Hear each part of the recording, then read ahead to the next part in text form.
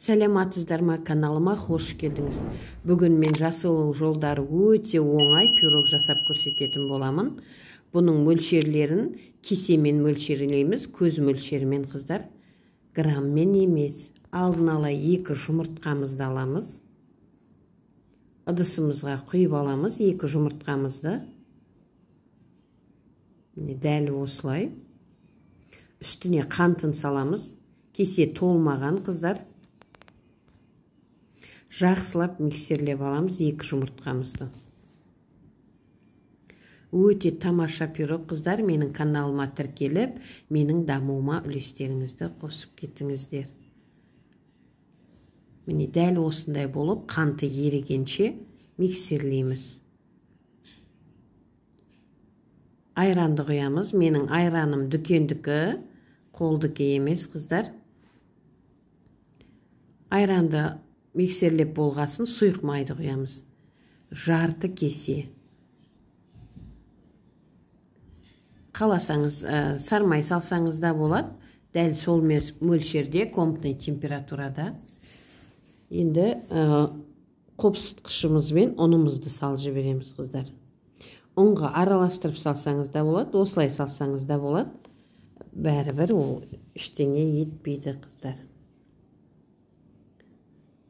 Міне, дәл осылай барлығын араластырып, духовканы алдын ала 180 градуста қыздырып қоямыз қыздар.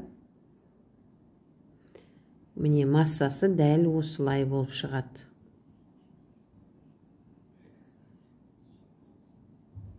Духовкамыз қызып тұрса, листімізге салып, духовкаға салып жібереміз. Сұйықтығы дәл осылай қыздар. Міне. Қатты қоюда емес, қатты сұйықта емес. Өте тамаша пирог болып шығады.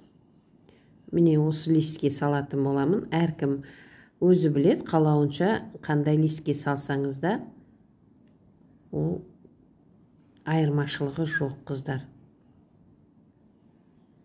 Мен өте жақсы көрем шайға осыны. Өте тамаша кетеді қыздар.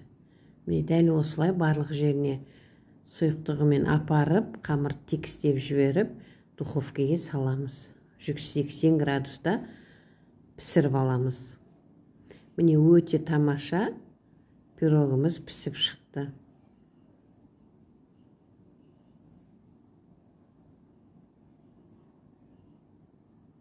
Қыздар, менің каналыма тіркеліп, менің дамуыма үлестеріңізді қосып кетіңіздер.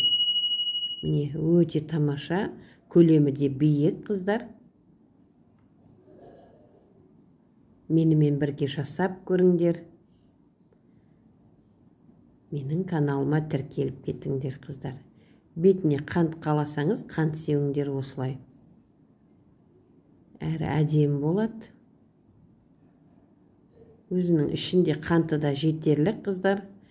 Міне өте тамаша пирог болып шықты. Ас болсын қыздар. Менің каналыма тіркеліп кетіңдер.